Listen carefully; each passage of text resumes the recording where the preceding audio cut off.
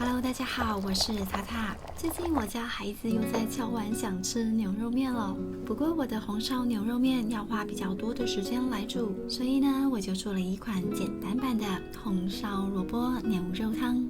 做法很简单，大家可以试试看哦。先来准备昆布柴鱼高汤的部分，加入2200cc 的冷水，用4包高汤包来煮。煮滚后，加入2大匙的清酒，20cc 的味淋，10cc 的酱油调味，来一撮盐，可以提升高汤的鲜味。我这个是无调味的高汤包，如果你的高汤包已经调味过了，那就不需要再调味了。小滚煮10分钟后关火，盖上锅盖，先放一旁备用。今天准备的蔬菜大致上有这些。所有的材料表我列在上面，有需要的人请自行截图。先帮白萝卜刨掉2-3层皮，萝卜皮有很多营养，这些萝卜皮可以放到汤里面一起炖。红萝卜也削去外皮，把这些皮用茶包袋包裹起来。萝卜先去掉头尾，然后切成4等份。今天我会把萝卜切大块一点。切成大块的滚刀状，这样熬汤会比较好吃。红萝卜的大小呢，比白萝卜略小一点。现在把高汤包先取出来，这里面还有一些高汤，挤压一下，不要浪费了。白萝卜可以先放到高汤里面泡一下，让萝卜可以提早入味。白萝卜就算不泡高汤，削好皮之后也要泡在水里面，预防氧化变色。现在呢，先把萝卜盖起来泡着，来准备蔬菜的部分。蒜苗先斜切成段，切蒜白的部分就好。另外一株蒜苗像这样打一个结，绑起来。等一下熬汤的时候呢，放进去一起炖。刚刚剩下来的蒜苗叶也打一个结，充分利用。来切几片姜片，这边大概切了12克左右。辣椒大概1到2条，有一点辣味会比较好吃哦。蒜头去掉蒂，然后排列开来。这边蒜头大概有20克，剩下的部分就是用来爆香用的。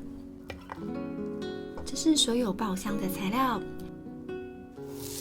洋葱今天切对半就好，分量呢大概2到3颗的小洋葱。蔬菜准备好了之后，再来调配酱料。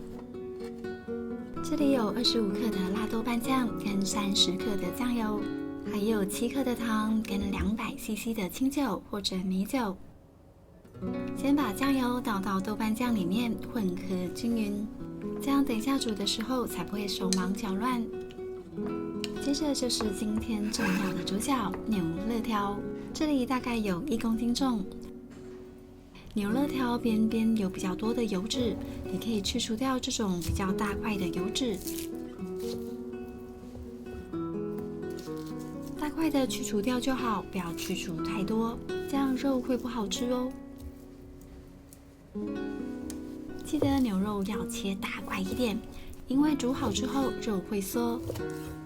比较薄的部分呢，就切长一点。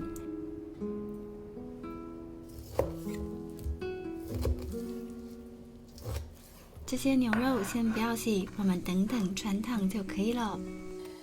先准备1锅水，等水温大概70-80度的时候，把牛肉放进来穿烫。不需要煮滚，大概表面布满浮沫就可以把牛肉捞起来喽。捞起来之后，你可以放到常温水里面洗一下，或者不洗也可以。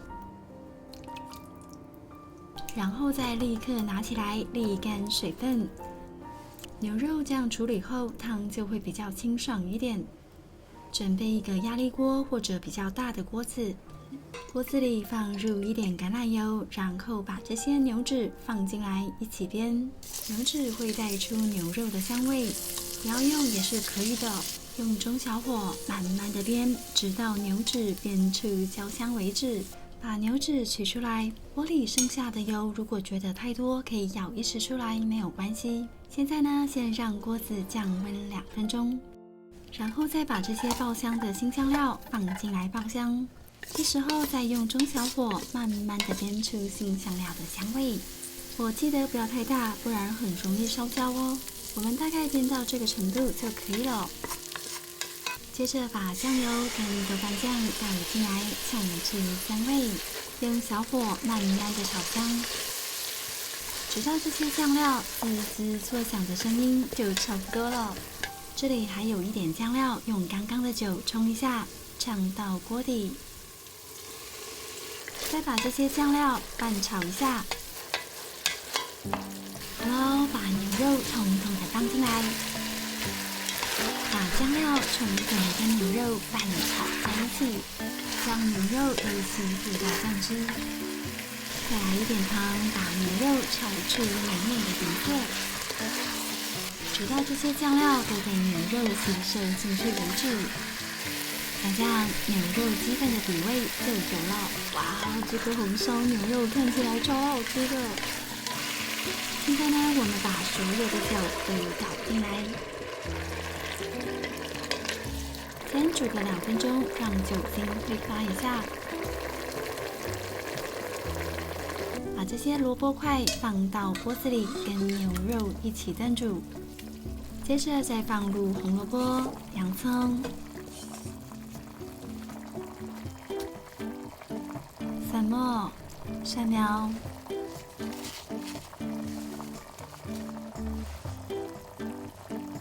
1撮白胡椒粒，还有2包萝卜皮也放进来熬煮。最后再把昆布彩玉高汤倒进来，我大概倒了1600cc 左右，这个已经是非常满的状态，不要再超过这个分量咯。